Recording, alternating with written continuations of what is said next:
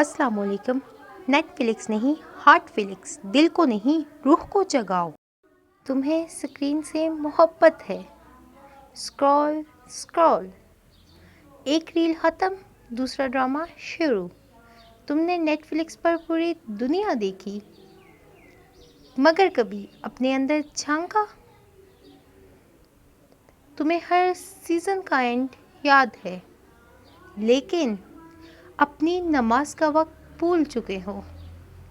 तुम्हें हर एक्टर का नाम याद है, लेकिन तुम्हारा खालिक कौन, वही भूल गए हो। तो आओ एक नया प्लेटफॉर्म खोलें। ना इंटरटेनमेंट, ना एडिक्शन, बस कनेक्शन। नेटफ्लिक्स नहीं, हार्टफ्लिक्स। जहाँ तुम्हारा दिल नहीं, रूह जागती है।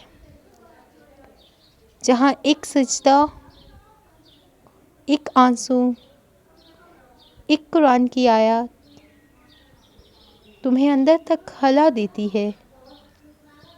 ये वो जगह है जहाँ तुम्हारे सवालों के जवाब हैं, जहाँ रब की बातें हैं, जहाँ तुम्हारी सच्ची आज़ादी छुपी है।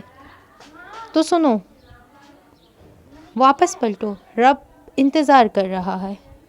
स्क्रीन से नहीं, कुरान से कनेक्ट हो।